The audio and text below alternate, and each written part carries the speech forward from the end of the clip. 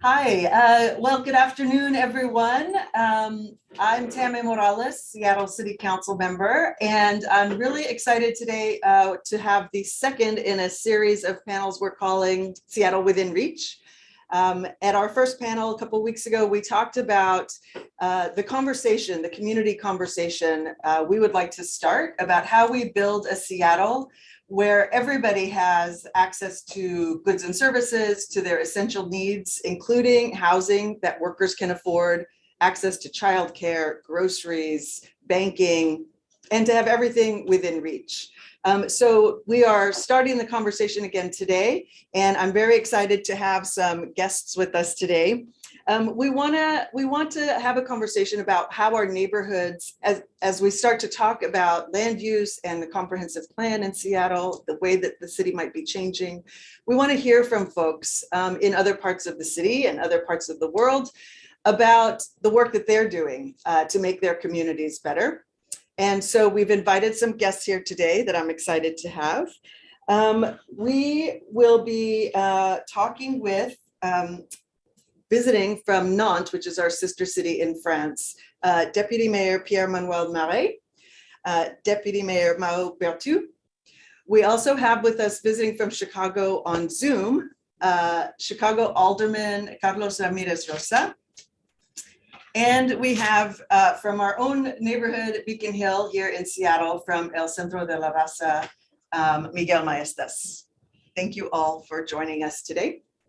I do want to let folks know that we have an interpreter here. So we will be having the conversation in English, but our guests from France may prefer to answer in French. And so we do have Louise Moorhead here, who will be serving as an interpreter. So when you hear French, that's who will be speaking. Thank you very much for being here. Certainly, thank you very much. Okay, let's get started. So you're all here because you're very involved in moving your communities towards more complete neighborhoods, toward walkable cities. And we're having really similar discussions here in Seattle about how we prioritize livability, how we create neighborhoods where essential services are more accessible to folks. Because we know that everybody should be benefiting from investments that our local government is making, that our city is making. And here in Seattle especially, we want to make sure that low-income neighbors, people of color, don't get pushed out of the city, which is something that really has been happening here in Seattle at an accelerated pace. So we're thinking a lot about what's missing in our neighborhoods and how we really promote access to our neighborhoods. So Deputy Mayor Bertu, I'd like to start with you. We are starting to talk about the notion of a 15-minute city in Seattle, but it's pretty high level. And I know in Nantes, you're moving that direction, and there are several components of what it means in Nantes to have a 15-minute city,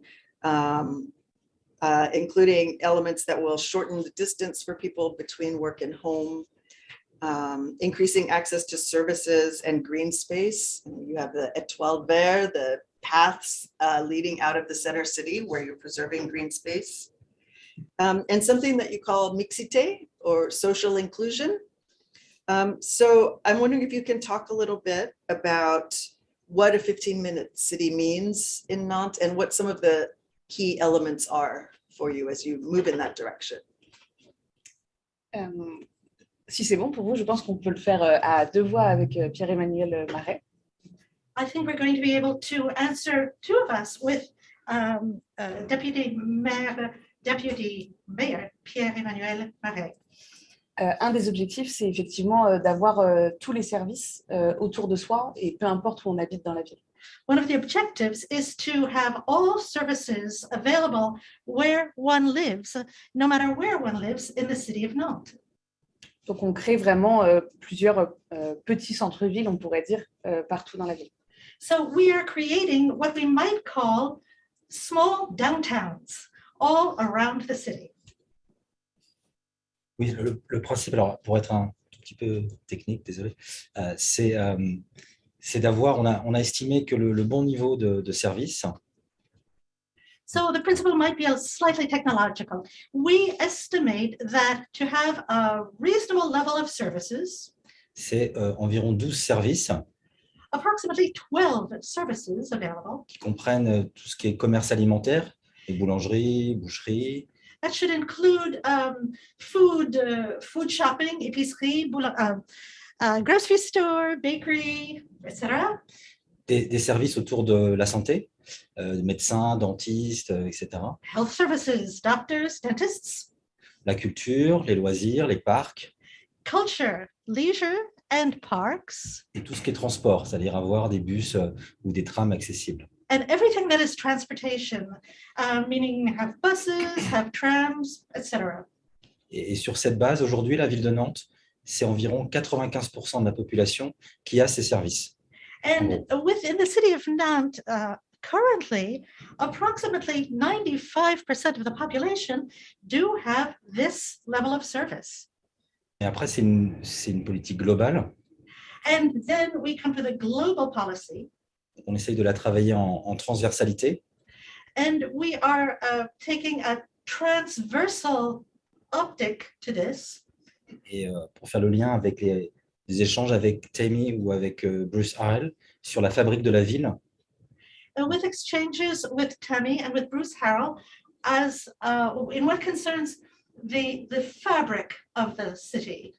on est vraiment sur ces petits centres-villes, la construction de voies piétonnes, de voies cyclables, voilà, essayer d'apaiser aussi beaucoup la circulation aussi dans ces petits quartiers. And so we are big on those small city centers or small downtowns, if you wish, with bicycle lanes, pedestrian lanes, and everything that allows people to circulate easily within those areas. Et après, je repasserai si tu veux. Mais une réflexion que j'ai là en échangeant avec vous depuis 4 jours environ, So the reflection that I would have to make after having these exchanges here with you c'est qu'en fait, nous, on n'a pas une approche communautaire, enfin, de la communauté par petit village ou petit centre-ville. is that for the last 4 days, we don't seem to have a community approach, a small city approach. Donc, il y a peut-être cette réflexion à avoir autour de cette ville du quart d'heure. Ça serait aussi la ville alors des communautés, je ne sais pas, mais en tout cas, une organisation de représentants des habitants pour travailler aussi avec eux. So perhaps this view of the 15-minute city, we could relook at it in order to exchange with you, work with you to bring about a similar project. On va parler après de la ville non sexiste, il me semble. And, pardon? On va parler après de ce qu'on appelle la ville non sexiste. La ville non sexy. Sexiste. Anti-sexiste. Anti-sexist. Merci. Yeah. Thank you for the interpreter. Yes, and then we're going to talk about the anti-sexist city. C'est un bon exemple parce qu'on a décidé de mettre des distributeurs de protection périodique dans la ville. Yes, and a good example of that, we have decided to put distributors for periodic protection around the city, available around the city. Et on les a installés dans plusieurs endroits de la ville avec l'idée que ça puisse être partout à 15 minutes autour de soi. And we installed them in several places in the city with the idea that they would be accessible. You could find one within 15 minutes if you needed one. Donc la ville du quart d'heure, c'est vraiment dans toutes les politiques qu'on mène, on a cette transversalité pour que ça soit à chaque fois très accessible dans un quart d'heure. So the notion of the 15-minute city is present in all of the projects that we are leading. It's perhaps a transversal objective that accompanies every project that we are leading. Et peut-être juste un point que j'ai pas dit. And I would like to add a point. Ouais. C'est que la ville du quart d'heure, c'est avant tout la question de l'organisation spatiale de la ville. And so the 15-minute city or the quarter-hour city is above everything a question of organization of the city. Parce que dans les années 1950, 60, 70, la ville était pensée autour de la voiture. because in the years 1950, 60, 70s, the city was imagined and conceived around the car. Et donc, les quartiers étaient spécialisés. Il y avait le quartier des supermarchés, le quartier des affaires, le quartier où on dort, où on vit. Voilà, la ville se spécialisait de plus en plus. And in that case, the city was specializing its different neighborhoods or different areas around, for instance, the major food stores or large surface food or appliance stores, the business district, and other districts, other specialized districts. Et le fait que la ville grossit, qu'il y a de plus en plus de bouchons et que la question des enjeux climatiques, elle est très forte, nous a fait repenser la place de la voiture en ville. Et il y a plein d'actions sur cette question. So the fact that the city is growing and growing and growing, and within the city where automobile traffic is concerned, there are many traffic jams. It led us to rethink the organization that we were giving to the city to imagine this in a completely different way. Et donc la ville du quart d'heure, c'est un peu l'aboutissement de cette réflexion sur l'organisation spatiale de la ville. So the city within a quarter of an hour is the result of this reflection on the spaces and utilization of spaces within the city.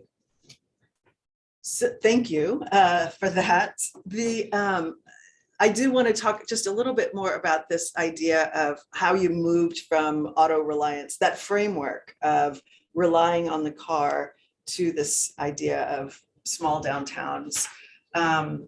I know, for example, the city converted the Allée Commandant Charcot. Am I saying that right? Yes. So, that used to be a major roadway along the river in the city, and it's now a tramway and even green space.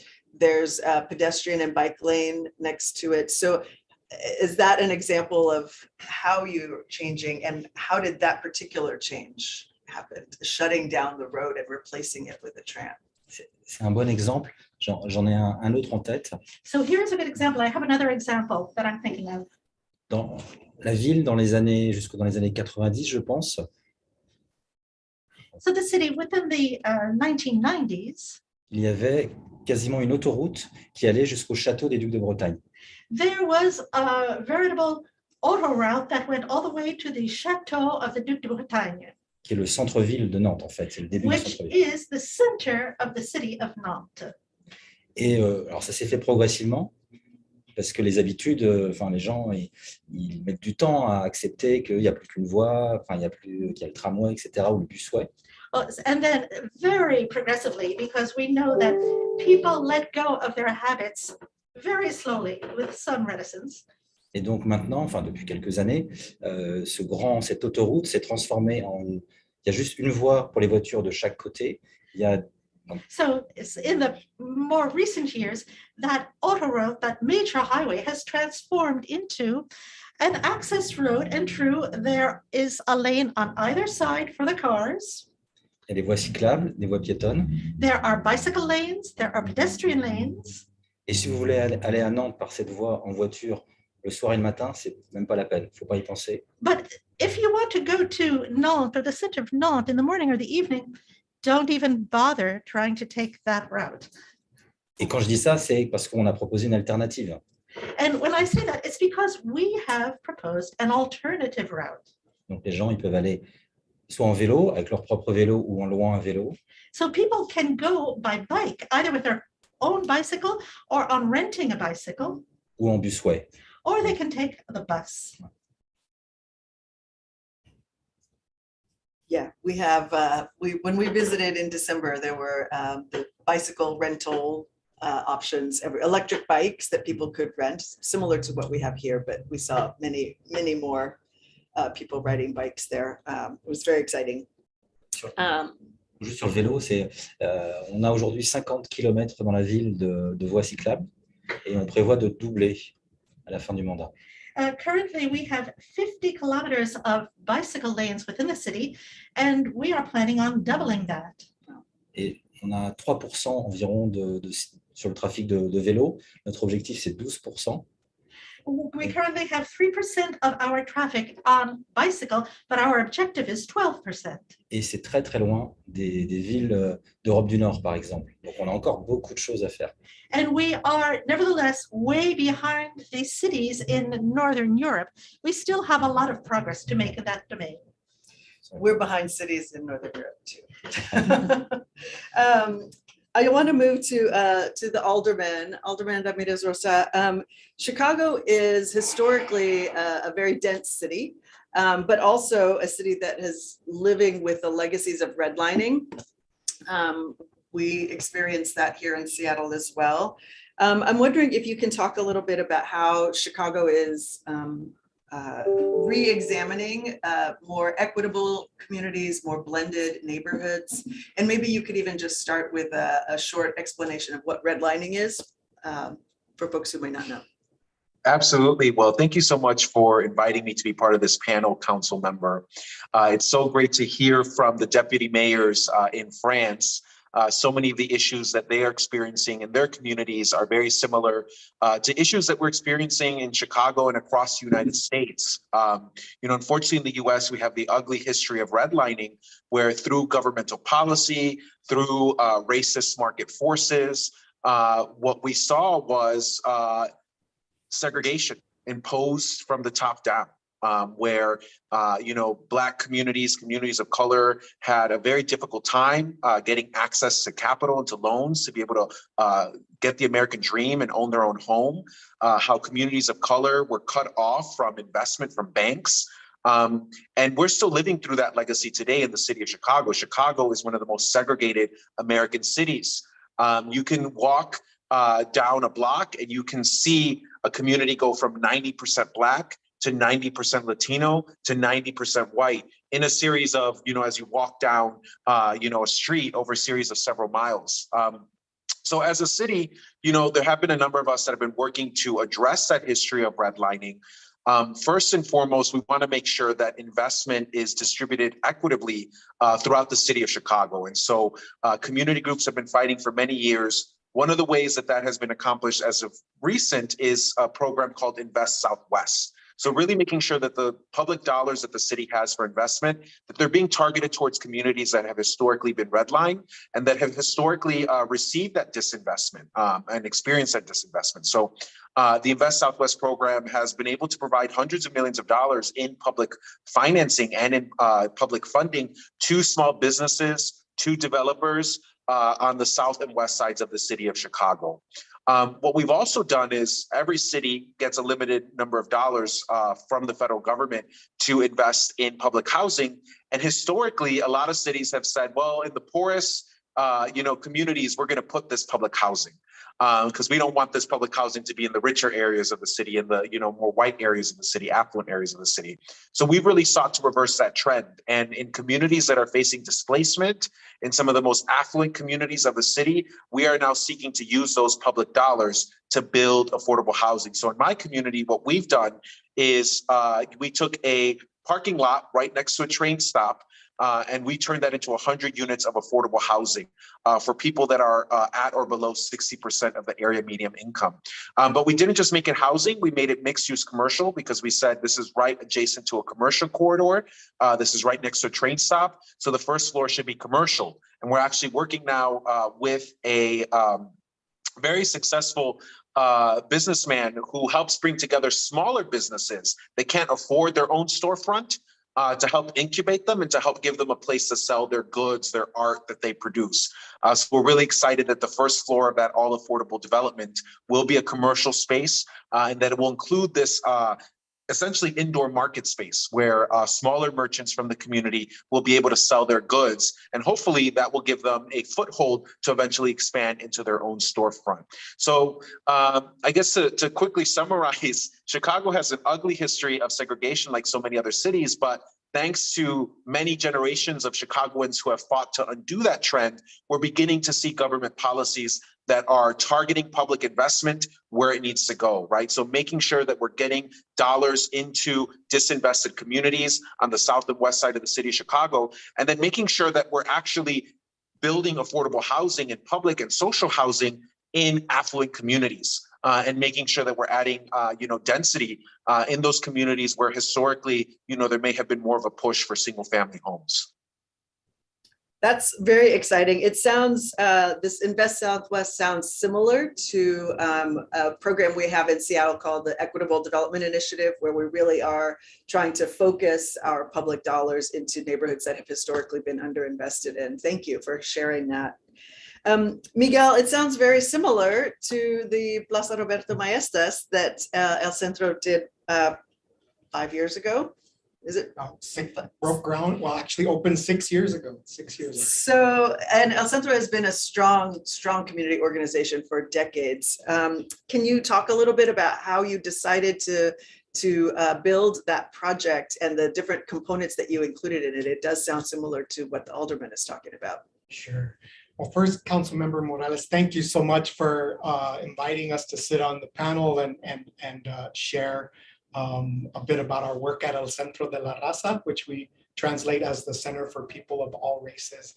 And from the perspective of a community-based organization, an organization grounded in the Latino community, when the light rail was being planned, initially it wasn't going to come to Beacon Hill, and when news finally came that it was actually going to stop at Beacon Hill, that was we began to see an opportunity at El Centro de la Raza to do some type of development. And the wonderful thing or opportunity was that El Centro de la Raza owns the building and the land around it, which is adjacent to the Beacon Hill Light Rail Station and where that is located now. So the staging area actually for the construction of the light rail was on the property that is now Plaza Roberto Maestas, the mixed use development that was created. And that gave us so actually we were able to lease that space as the construction area. And our leadership was very frugal, put that money away because we knew that money would serve as pre-development funds to be able to do a type of development. And so we began to, we knew that, and this is probably close to 20 years ago. And even at that time, we knew and we saw the need for affordable housing in our communities. And as an organization, we knew that affordable housing was really the cornerstone and important element of that development. We began to participate in the neighborhood planning sessions, not only to talk about the need for affordable housing, but also to participate in those discussions, to hear what others in the neighborhood were saying, and to also make sure that people who weren't traditionally involved, lower income people, immigrant and refugee families would be involved in that community planning process.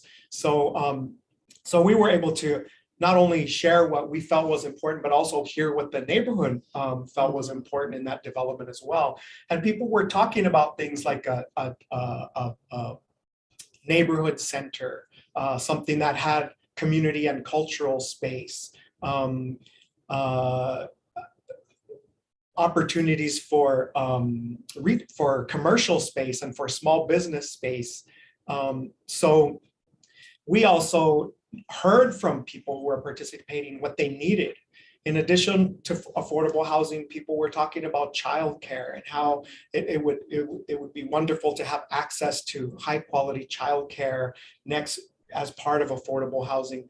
So as we began to plan, we said we have an opportunity to create much more than just affordable housing and also address the stigma that oftentimes comes with affordable housing and people's perceptions of what that means for a neighborhood. And so we began that process and had 30 community meetings and were very open and created a participation for lots of people to hear what was being planned with the development, to give their input about the development. And so So the opportunity to create a development with the cornerstone of 112 units of affordable housing, also 30 to 60% of area median income, and create a open plaza space, very in some ways very traditional plaza that you may see in different Latino communities, a cultural event space, 7 classrooms of child development, of a child development center that serves 128 children. And retail space that really was designed to attract family-owned businesses, to help support small businesses, and the opportunity to be right across the light rail. So it really was a community-inspired, transit-oriented, mixed-use transit-oriented development that incorporated all of these elements. And an important thing, or an important point that I would say, is that obviously stakeholders who were going to be able to live and have affordable housing in Seattle next to light rail, obviously was a huge benefit for many families. We designed it so that over 50% of the units were 2 and 3 bedrooms, so that families with children could live in the development. And also, but developed it in a way that everyone in the neighborhood saw it as an asset, as a benefit, regardless, so that people in the neighborhood, whether you lived a block away, a half a mile away, or came in through the light rail, had access to high quality childcare. It was affordable childcare for low income families, had gathering space and cultural space, a lot of things that the neighborhood had been planning before. So we actually did an economic analysis of the economic impact of the 112 families. And although it's 30 to 60% median income, most of the families are working families. And we did an analysis that they were going to bring $3 million of purchasing power to the neighborhood, and shared that with merchants, and shared that in meetings, and said, this is creating a market and a marketplace, and people that are going to help improve the economics and the economic development of the neighborhood as well. So I think everyone, we really were able to create a development and share that this was really a benefit for the entire neighborhood and community, going back to when people were talking about what they envisioned for Beacon Hill. Well, and you didn't, in addition to all of the services, and certainly access to childcare is a huge problem across the city right now. And I know you're planning even more, which is terrific. But you also created a beautiful space. It's gorgeous on the outside. There's lots of art all around the buildings, and it just really does lend, as you say, dignity to the community, and really is a great example of how we provide access to all of the essential services within a neighborhood. And that's exactly what we're talking about, right? How do we do more of that across the city and in lots of different areas, so that people can get access to the things that they need without having to get into a car? So I'm really excited about this idea of 15-minute city, small downtowns. But we have heard some critique that this could potentially lead to gentrification, could lead to displacement of folks. As you say, we really want to make sure that our, particularly communities of color and low-income folks, get to stay and benefit from the investments that we're making, rather than getting pushed out. So Alderman, I was wanting to hear from you about what Chicago is doing to mitigate, as you're moving towards density, how you're mitigating against displacement. And I wonder if you might talk a little bit about, you have an affordable requirements ordinance that requires inclusion of affordable homes in developments. Can you talk a little bit about how that works in Chicago? Yeah. So I think development without displacement is such an important goal that we're pursuing in Chicago and in the 35th Ward and the communities that I represent. I represent an area called Logan Square, which is about halfway between downtown Chicago and O'Hare Airport, if you're all familiar with our city. It has a lot of beautiful stately homes, but it also has a lot of what's called middle housing, sometimes called missing middle. 2 to 4 flat apartment buildings, a lot of them owner occupied. This is oftentimes the most affordable housing that is found throughout the city of Chicago. There are landlords who live on the first floor, and then they have a unit below them, a unit above them, maybe 2 units above them. And so many of our working class and middle class families, this is where they live in our neighborhoods. And what we saw is as the community began to attract more affluent home buyers, a lot of these beautiful brick buildings that were 100+ years old suddenly either got torn down or they were deconverted into a single family home. And so you had a 100-year-old building that previously housed 4 families that now only housed 1 family. And that had a negative impact on our commercial corridor as longtime businesses began to close because the clientele was just not there anymore. It also had a negative impact on our schools, which began to see shrinking school enrollment. And particularly, we saw this trend happening around what's called the 606 Bloomingdale Trail. The Bloomingdale Trail was previously the Bloomingdale train line. It's a commercial industrial train line that served factories in the community. And basically factories were built right on the train line. It was an elevated train line. It was actually one of the first train lines elevated using concrete. And, obviously the factories would abut this train line. And then, the train would go down, it would pull up to the factory, they would load the goods, get it out to market and get it out west to Seattle. Well, as those factories closed down and as the US deindustrialized, what happened is a lot of those factories became lofts, became housing, which is great. Adaptive reuse. We love to be able to add density within the existing envelope of buildings. It's oftentimes the most green option for a community.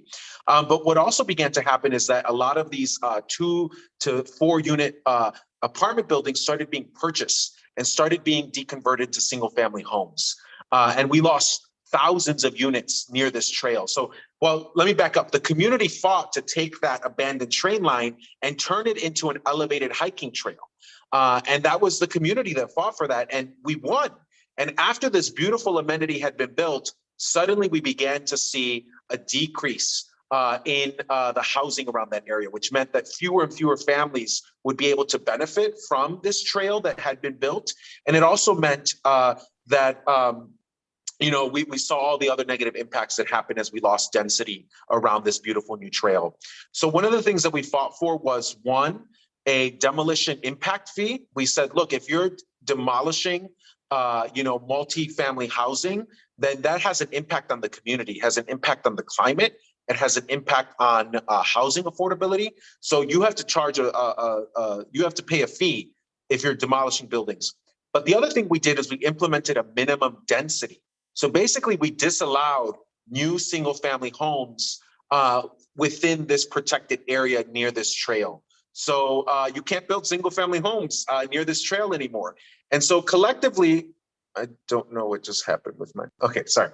So collectively, what these policies have done is they have now begun to protect that middle housing, the 2 to 4 flat units that house our families, that provide the most affordability, the most affordable option in our community. They are now protected from demolition, and they are now protected from deconversion, from becoming single family homes. So we're helping to protect that, kind of missing middle housing that already exists in so many of Chicago's neighborhoods. The other thing that we've been doing is trying to add density where and when we can, and really making sure that as much of that density that's being added, so if we have an empty lot, let's add more housing there, but let's really make sure that it's affordable to our families. And so that's where our inclusionary zoning policy comes in. Citywide, the city had a policy since around 2000 that if you were going to build a new building and it was over 10 units, and it included a zoning change, so you needed to go to city council to ask for permission to build that building. So you were receiving the benefit of a zoning change, that you then had to include 10% of the units in that building as affordable. Now, the problem with that was that in some communities, 10% was just not enough. The other issue with that as well was that developers were allowed to pay an in lieu fee. So rather than include the affordability on site, they would pay a fee. so that they didn't have to include affordable units in the building. And then that fee would be used to build housing in other places. And so given, again, the legacy of redlining and segregation in the city, we saw that in very affluent areas, developers were choosing to pay the fee, not include the affordability in the new building that they had just built, and that money to build housing in communities that were already seeing disinvestment. So in other words, they would just continue to put poor and working class people in the same neighborhoods and not create that economic diversity that we know builds really strong communities. So our community fought to amend the city's inclusionary zoning policy. And in our neighborhood, which is seeing so much displacement and seeing such a decrease in working families living in the community, we now require 20%. So that's what we fought for, right? So if you're going to build a 10 unit or more building, if you're going to ask for a zoning change or any other city benefit, moving forward, the minimum amount of affordability that needs to be included is 20%. And also we got rid of the ability to pay the in lieu fee. So the housing must be built where you are building the units. So that's really going to help ensure that, we continue to have diversity, both economic and racial, within the community that I represent. And it's also going to help ensure that as we build these new buildings and as we add density where we can in the community, that it's going to not just be housing for, affluent folks that can pay a lot of money in rent, but it's also going to continue to provide affordable options for families, many of them which are currently facing displacement from the neighborhood. So thank you. That's so many things I want to ask you about, including Alderman approval of buildings. But I do want to move to Deputy Mayor Marais. Actually, I want to ask you about social housing in Nantes. But first, one more question for you, Alderman. Can you talk just for a moment about what affordability means in Chicago? What is the area median income? How much are rents in Chicago? Yeah, so they're not as crazy as the East Coast or the West Coast. We're still comparatively more affordable, but nonetheless, we also have a lower medium income, so our families are making less. So what might sound affordable to a family in Seattle is not affordable to a family in Chicago. But a studio apartment, non-subsidized on the market right now could go for as much as $1,600 to $2,000 in my neighborhood. And that is out of reach. That's a studio apartment. That's not even one bedroom. And I know you all are probably thinking, oh, that's nothing. But it's a lot for our families.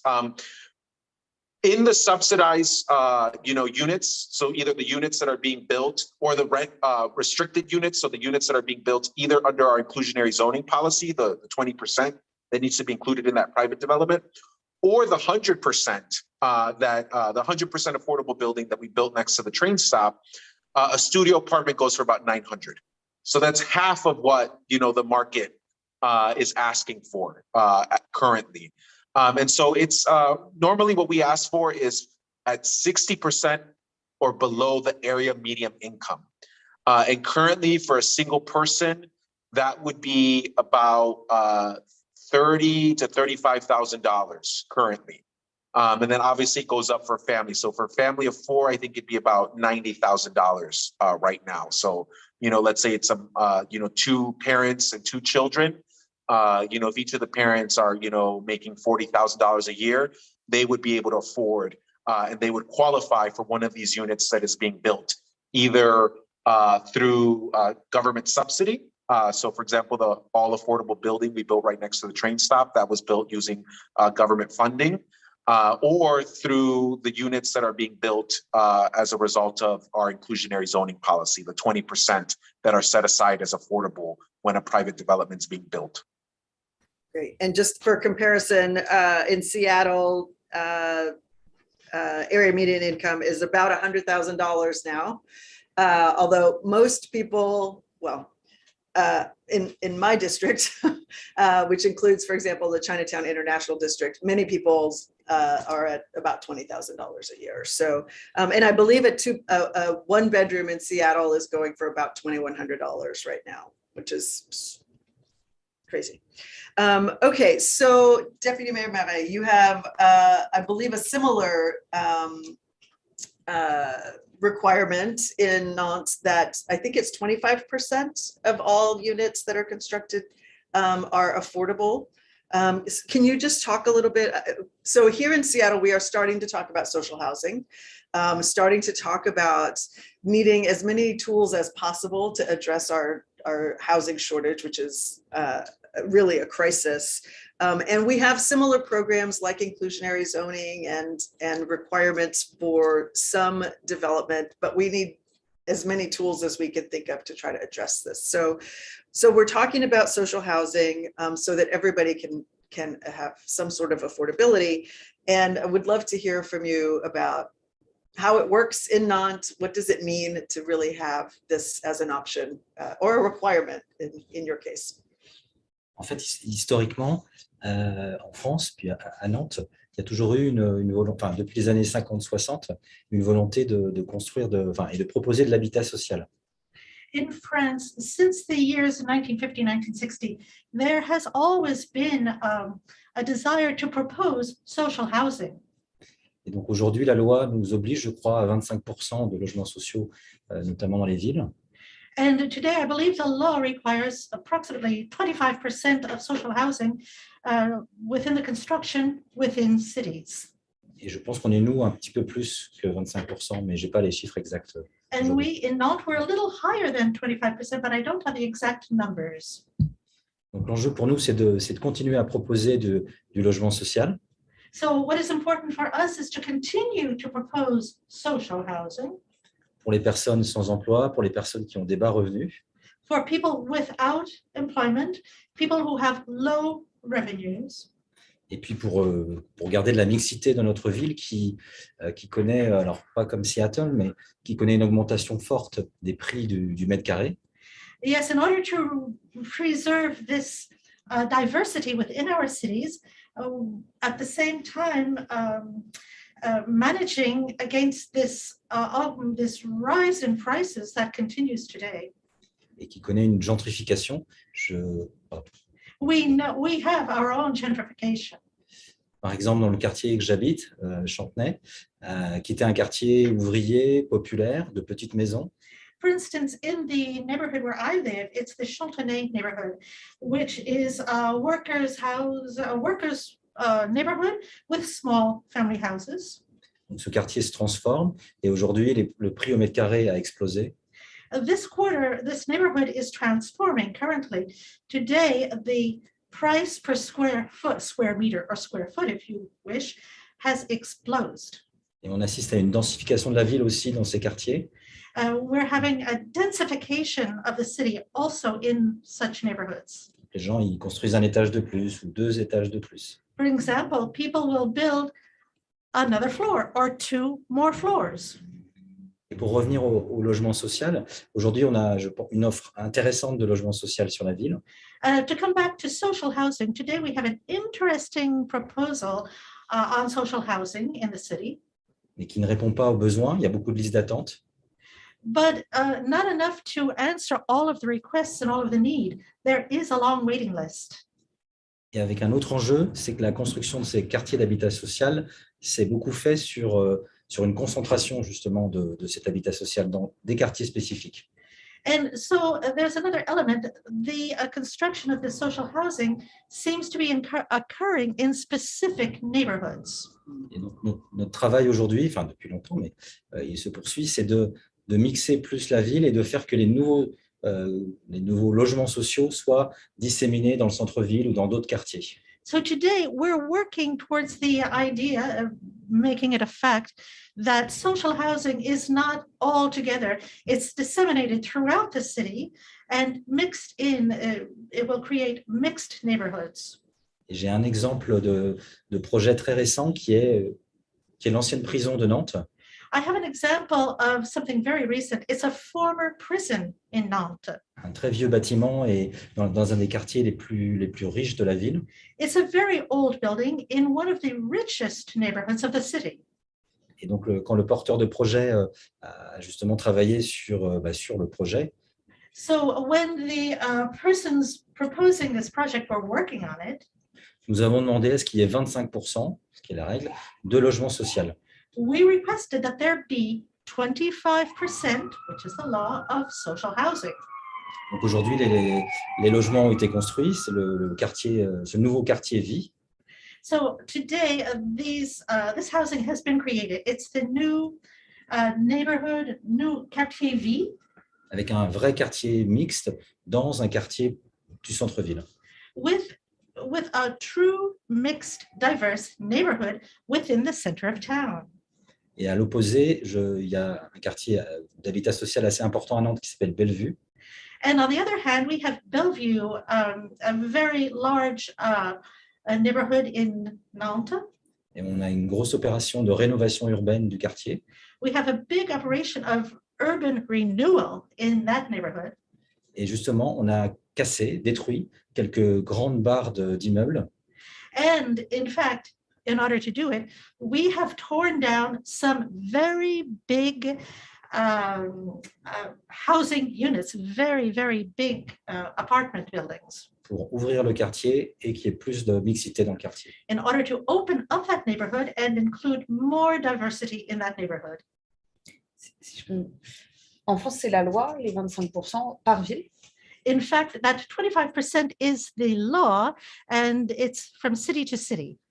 Mais comme à Chicago, certaines villes préfèrent payer des amendes que de construire ces 25%. But similar to Chicago, some of the cities would rather, or some of the areas would rather pay the fine or the fee in order not to include this diversity. Donc, comme disait Pierre-Emmanuel, on a vraiment décidé, nous, d'aller plus loin en construisant les 25% de logement social. So as our assistant mayor has said, we would rather go further and construct within our optic of social housing. Et en plus, on a aussi ce qu'on appelle les logements abordables pour permettre à des revenus médians de pouvoir acheter l'appartement aussi. And we also have housing which we would call affordable housing, which would allow those who can afford it to become owners of their apartments, their homes. And so tell me the difference between social housing and affordable housing, because you don't consider them the same thing. Is that right? It's the income. And so the 25% that is required, what is an example of the income that would be in that housing? Ça dépend des mètres carrés. Depends on the price per square meter or square foot, if you prefer. J'ai du mal à trouver une référence, mais ça permet à des gens qui sont sur vraiment des bas revenus d'avoir des appartements de qualité et de ne pas mettre tous leurs revenus dans le logement. I may not have the exact numbers, but it does allow people who have very low earnings to access decent living quarters and to remain there. And that's one of the key components, right? That this is high quality housing. It's not built differently than even some of the nicer apartments that we're offering dignity. You're offering dignity and high quality housing and access for everybody. Okay. So Miguel, I know you, maybe you can talk a little bit about your next project is going to be in Columbia City. I think you're offering 87 units of affordable housing. Can you talk to us about what that means in the project that you're doing? Sure, it's a wonderful step forward for El Centro de la Raza and the opportunity to create our second major mixed-use affordable housing development in Seattle. So as you said, it is going to be located in Columbia City, 87 units of affordable housing. And it will also serve people between 30 and 60% of area median income. And we have the same goal of making sure that more than half of the units are 2- and 3-bedroom apartments so that families with children can be served.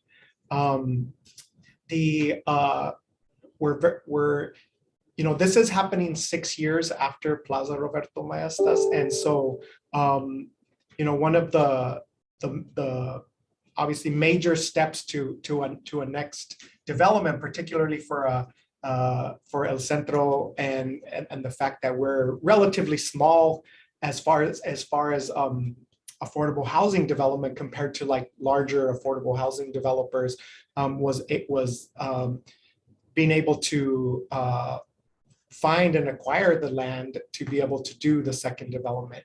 So this development is in partnership with the Church of Hope, who and Consejo Counseling and Referral, who have been on that property for many years, and they've had the goal of developing affordable housing. So we went in partnership, and we're happy to say that they will continue to have a new site. Consejo will have new offices, and the Church of Hope will have a new space there on the site. And we will also have enough room to do a 4-classroom early childhood development program on that site as well. And it'll serve 64 children.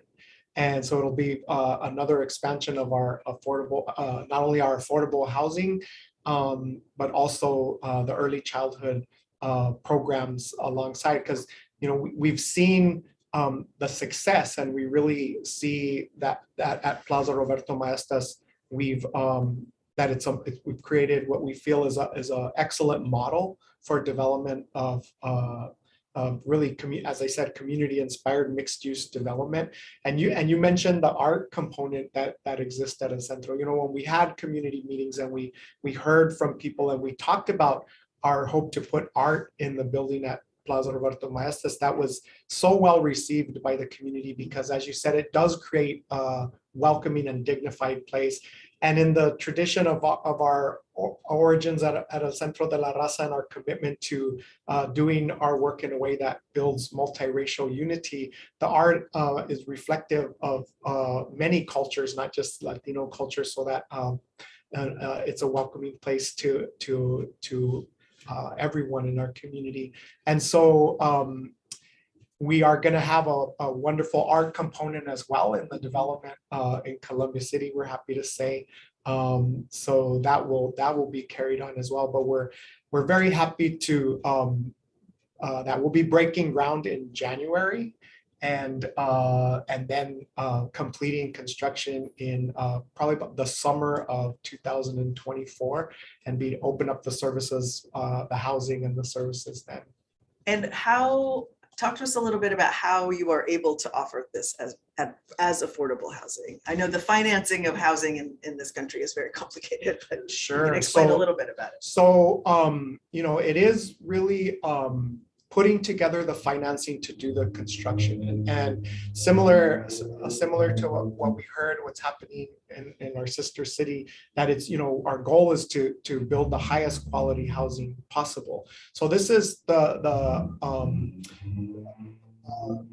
base of funding is through the low-income housing tax credit program, which is a federal program to support the development of affordable housing. And an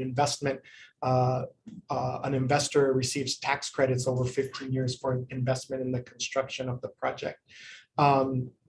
Also, support from the City Office of Housing is a huge part of it. And those funds and those investments that the city is making to create more affordable housing in our city. And then doing our own, fundraising as well, to make sure that we can have the things like the art and the high quality child development program. Also looking at state funds and city funds for that, as well as doing what we're calling a quiet capital campaign, but also raising the funds to make sure that not only those things are part of the development, but that that the units themselves have like the highest quality amenities that we can afford. So it really is working for many years. There's so much work leading up to being able to like break ground and start construction, as far as finding partners and structuring the purchase of the land and financing the construction. So yeah, an incredible amount of work, and all of that is part of building capacity as a smaller organization grounded in community of color. How, building that capacity to do affordable housing is so important, and the fact that we now are able to that we're close to breaking ground on our second major development is a wonderful thing for El Centro and for the Columbia City neighborhood. This will be the largest affordable housing development that is targeting families in Columbia City. That's great. Well, and you make a really good point that we also have a lot of work to do to build capacity of these smaller organizations, particularly organizations that are grounded in communities of color, so that they can drive their own change and make the kind of development projects that they want to see. Absolutely. Yeah. We get lots of sister organizations, community-based organizations, churches from different communities, mostly communities of color and community-based organizations that have land, that want to be part of the solution of developing affordable housing and addressing the affordable housing crisis, and ask, like, and we're always talking and sharing lesson learned, and the policies and the infrastructure and the capacity that we had to build. We share that we because we know how hard it was, and we also understand how important it is, like you said, to build capacity with smaller organizations so that they can be part of addressing the crisis in our community as for affordable housing.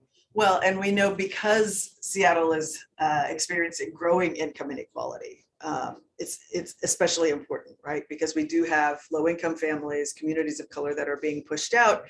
And I think it is a reflection of, in some ways, well, it is a reflection of the way we have planned, we have changed as a city, and the kinds of development that we have allowed to happen in particular ways.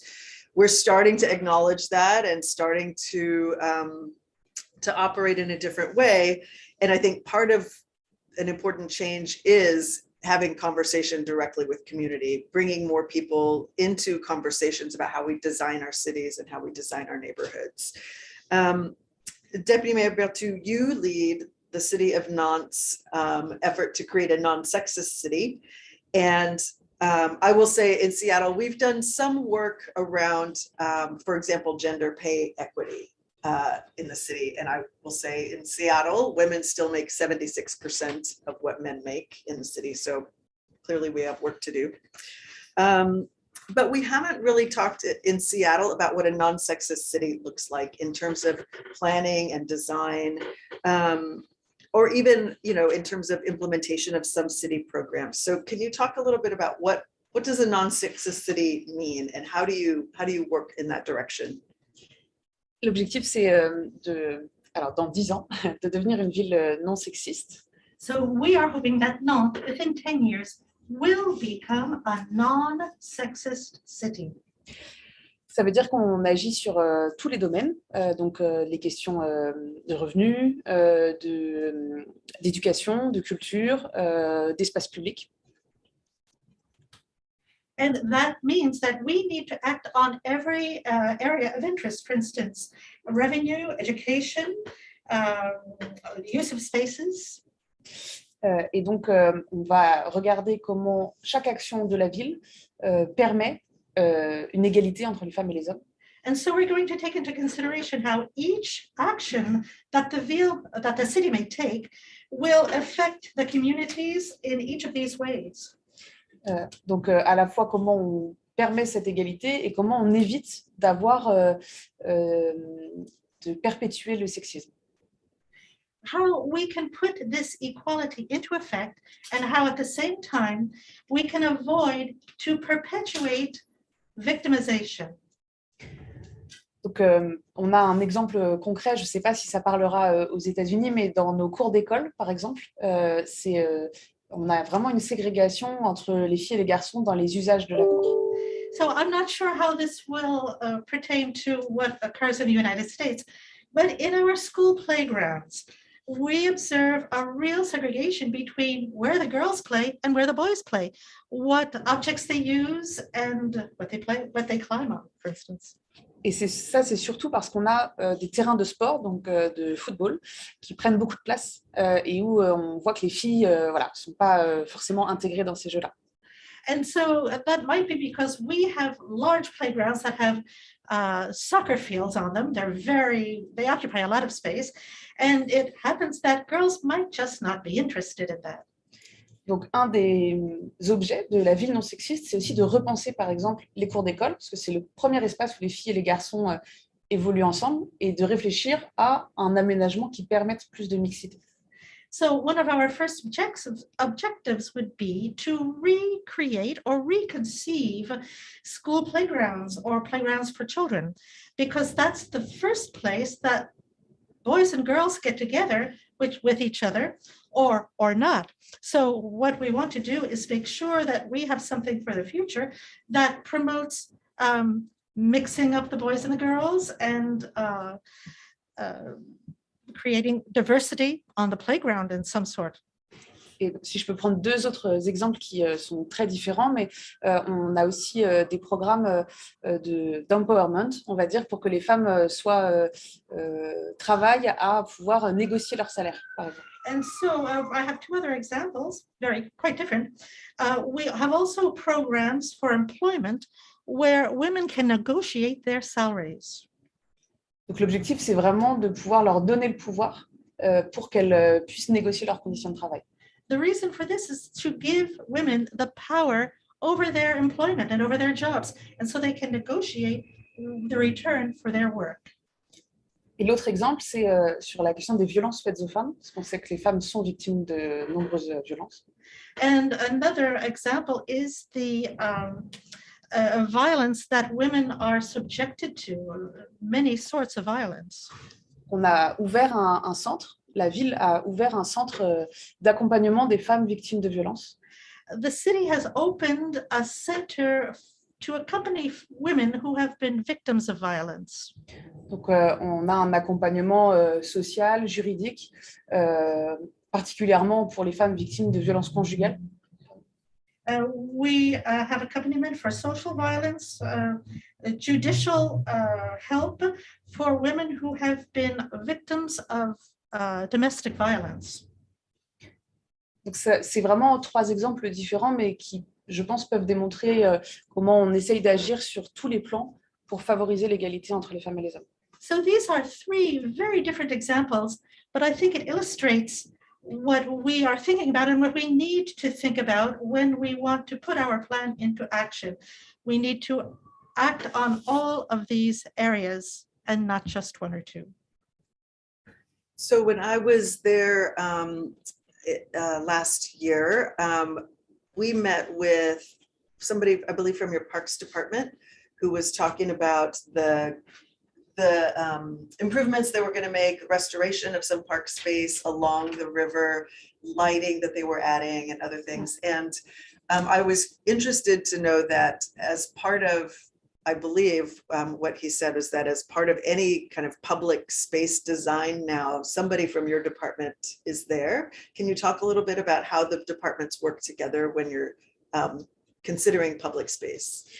Oui, on a, en fait, peut-être j'aurais dû commencer par là, un des objectifs pour construire la ville non sexiste, c'est de faire en sorte que tous les collègues de la ville soient sensibilisés et donc agissent eux-mêmes pour intégrer ces questions d'égalité. So one of these objectives in order to manage to achieve our non-sexist city is that all the people working together, all our colleagues, be made aware, be sensitized to what is necessary in order to act and to work in that vein of non-sexist relationships within the city. Et donc, dans, par exemple, l'aménagement de l'espace public, on a effectivement quelqu'un des services égalité qui est présent pour avoir ce regard sur la manière dont on construit la ville. So, for instance, in all public spaces, we want to have somebody present in what we might call the equality services in order to maintain this outlook. Parce qu'on sait que avoir de la lumière, ça peut être sécurisant. Avoir des espaces où on voit vraiment ce qui se passe, c'est sécurisant. Et ça peut s'opposer, par exemple, avec beaucoup d'arbres, de bosquets, beaucoup de nature. Voilà. So, for instance, to have decent lighting, good lighting of public areas, that is something that can provide safety and security. to have welcoming spaces, for instance, with shrubbery, trees. That's another thing that welcomes people to feel safe. Et en même temps, quand on a beaucoup de nature, ce qu'on souhaite dans notre ville, ça empêche parfois de voir ce qui se passe. But on the other hand, when we have a lot of what nature brings to us, shrubbery, trees, etc., that keeps us from being aware often of what's going on around us. So, and we do desire to have a lot of greenery in our city. Donc, l'idée d'avoir quelqu'un qui a ce regard-là sur la place des femmes dans l'espace public, c'est vraiment d'arriver à trouver l'équilibre pour avoir des espaces où les femmes se sentent bien quand on les construit. So the idea is that the persons who need to work within the framework of security and safety and women in the public spaces will need to find a balance between this welcoming greenery that we all desire and the fact that women need to be aware of their surroundings and what is going on. That is a balance that those persons working in that area will have to find. Can you talk a little bit about how you engage with community members? How do you hear from women about what they would like to see, or from all community members about how they can move towards this goal? On a des conseils d'habitants qui travaillent sur plusieurs sujets et on en a un sur les questions d'égalité femmes-hommes. Well, we have council panels who work on every aspect of housing, and we have one that works on the concept of women in the spaces and equality. Et donc, l'idée, c'est donc tous les habitants peuvent rentrer dans ces conseils, c'est vraiment ouvert. So the notion behind that is that every resident can be part of those council panels. They are really open to everyone. Et il y a aussi des associations qui en sont membres. There are also associations who act in that area. Et donc, nous, on les consulte, on échange avec eux sur un certain nombre de sujets. We consult them, we have exchanges with them on a certain number of subjects. Sur la question de l'espace public, on travaille avec le Conseil de l'égalité femmes-hommes, mais on a aussi des échanges importants avec le centre LGBT, par exemple. So on the question of open spaces, there are also panels who are working on that and who include the question of inclusions of groups such as the LGBT group. Parce que les questions de l'espace public et de sécurité, c'est aussi un sujet important. On the question of public spaces and safety, that is a very important subject. Of course, yeah. Well, thank you. There's a lot to learn about how we talk a lot here about communities of color, about our LGBTQ community, people, immigrants and refugees, but we haven't really focused on creating a non-sexist city. So I really appreciate sharing that with us and just how you engage community there, because I think that is such an important part of the discussion, especially as we're talking about folks who aren't usually included, whose voices have been left out and have that's why we are where we are. So juste Tamara. Yeah. La politique, elle est portée par Mahaut, et très bien portée.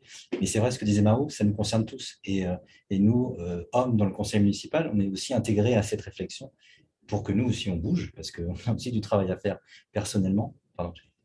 So my colleague Mao has exposed that very, very well. But I would like to add that we on the municipal council, we men who are on the council, we are also very involved in that. We need to gain that awareness so that we can act in that vein, so we are aware of what we do and we can contribute as well.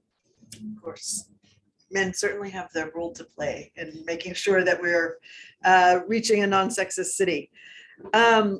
Alderman, as we're talking about engaging with community and asking folks who aren't typically at the decision-making table to have a seat with us, I think about the participatory planning program that you have in Chicago. I wonder if you could share with us a little bit about how that works and some of the changes that you think it's led to.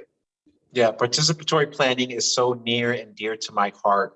You know, if you look at the root of the word policy, right, and when we talk about land use policy or urban policy, if you look at the root of the word policy, it comes from polis, right, which is the Greek word for city-state.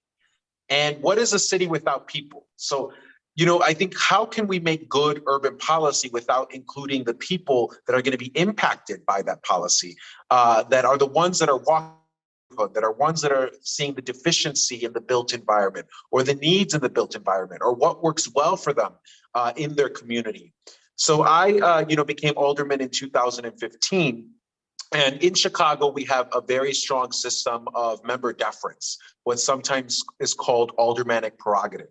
And so there can be no zoning change goes to the Chicago City Council without the local representative, the local member representing that district, having the final say on whether or not that should advance. So for example, if someone wants to build something new and they need a zoning change in order to build that in my community, it goes to the Chicago City Council's Committee on Land Use and Zoning Policy. And the chair of the Land Use and Zoning Policy will ask me if I support the item. If I don't support, it will not. If I do support the item, it will advance. And what that system has resulted in over many years is corruption, sometimes unlawful corruption that leads to members going to jail, other times lawful corruption where a developer gives thousands of dollars in campaign contributions, and in return, the member is signing off on every single zoning change that the developer wants to see. And left out of that process is the community and what's in the best interests of the community. And so when I took office, it was on a commitment to implement a participatory planning process and making sure that when zoning changes occurred, when zoning and land use decisions were being made at City Hall that were going to impact the neighborhoods in our community, that those decisions were made in an inclusionary, transparent, and democratic process. And those are the three values that have guided our process that we've implemented in the 35th Ward. The other consideration that we needed to take into that we were thinking about when making this process is the fact that elections for Chicago City Council and for mayor only occur every 4 years. And in my community, less than 1 in 5 residents will participate in that election.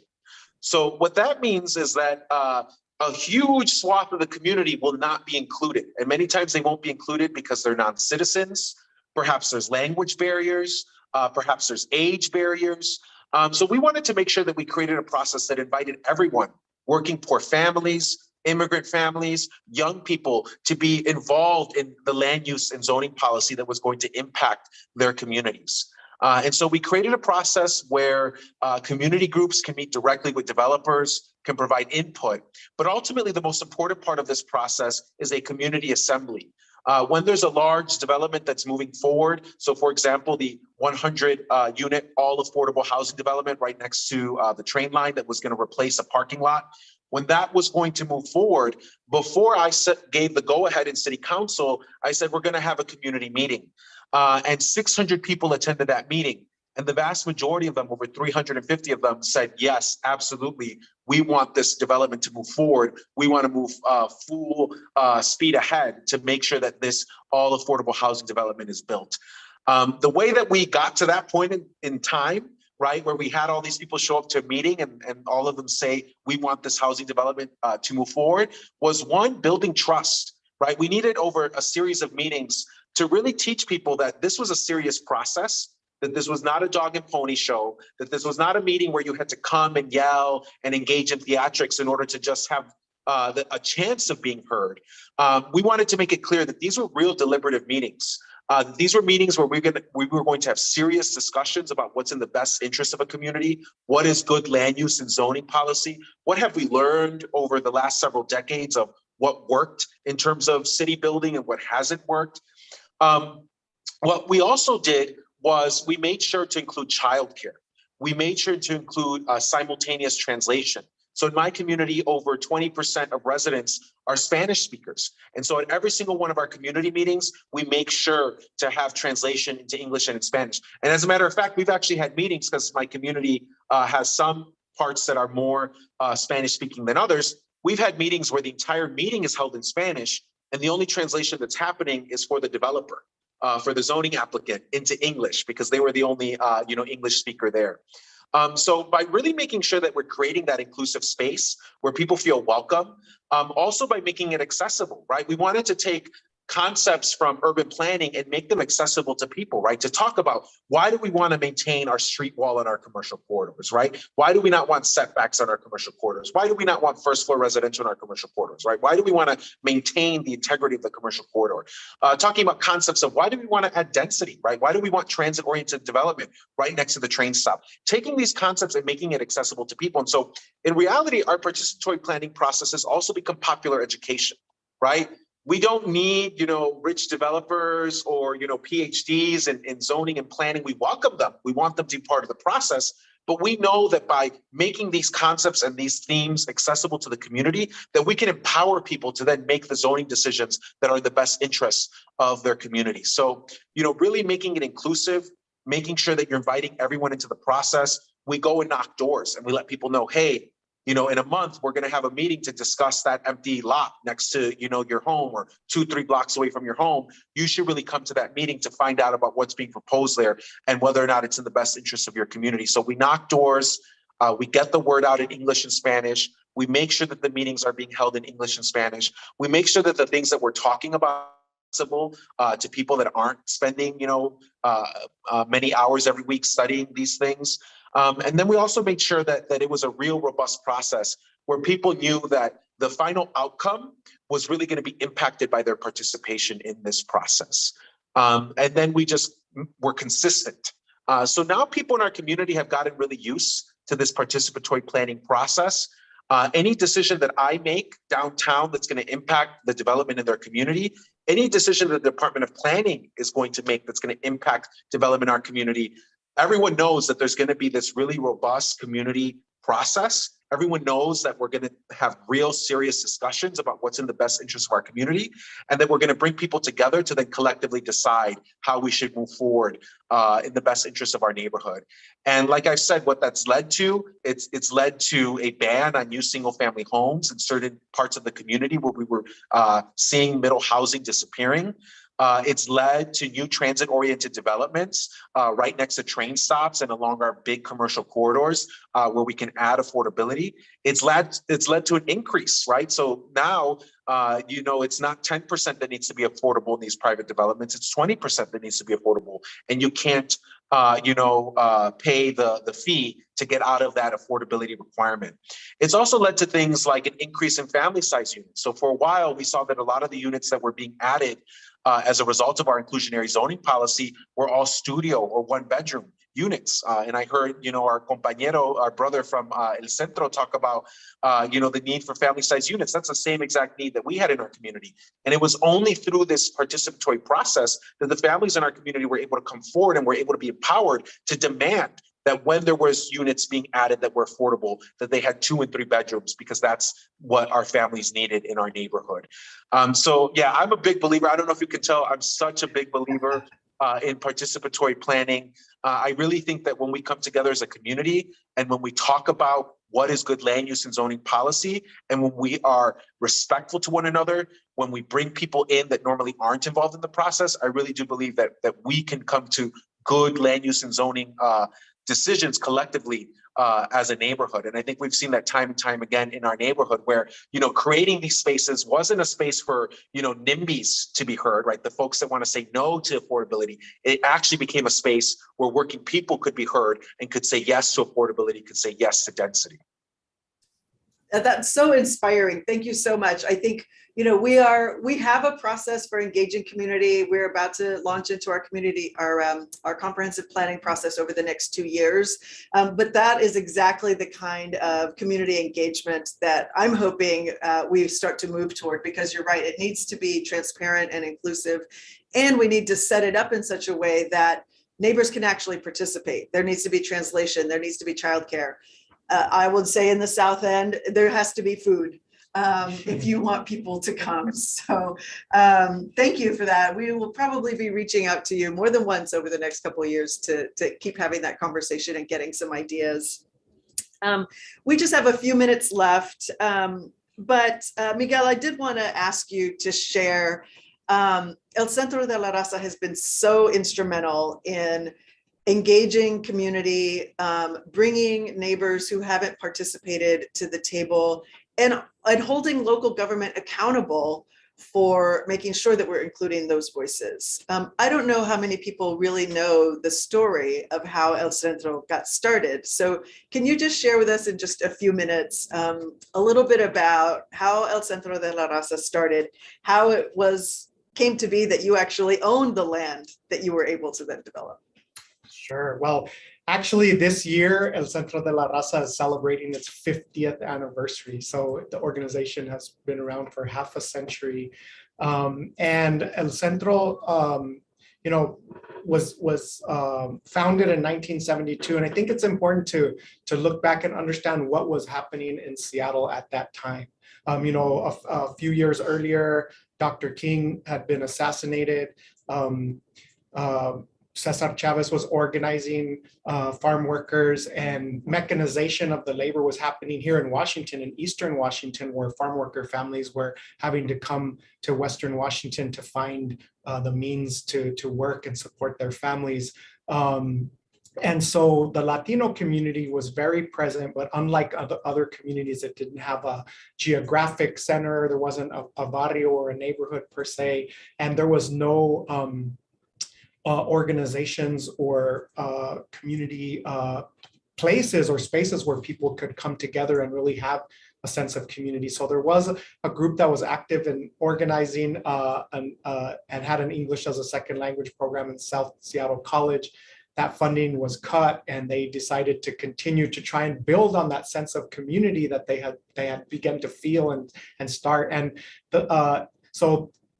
where El Centro is now, the old Beacon Hill School, was an abandoned school building. It had been left there because a new school was built down the road, and they asked if they could use one of the classrooms to continue, and basically were told to go away. But Roberto Maestas, who was the lead organizer and then the executive director of El Centro de la Raza for 37 years, he led that, was a lead organizer of a peaceful occupation of that building for 3 months. And I talked about our commitment, El Centro's half a century commitment to building multiracial unity. And that really comes from that occupation, because it wasn't just Latinos. They had developed relationships and supported the struggles with the Indian tribes in the area for fishing rights, and with Black construction workers and students who were struggling for access at the time, and the Asian community and Pacific Islander community who were trying to stop gentrification and really losing our international district Chinatown neighborhood. And so those communities had built, through the model of the Four Amigos, Roberto and Bob Santos and Larry Gossett and Bernie Whitebear gave us an example of like really coming together and working and supporting one another and building that unity. So we honor that throughout our history. So thank you for the opportunity to share a little bit about our history now during our 50th anniversary. Well, very exciting. And I know there's a lot of great work coming out of the organization now, and really a lot of contribution back to our community with the work that you're doing. So thank you. We are out of time. So I want to thank everybody. Thank you, Alderman Ramirez-Rosa, for joining us from Chicago.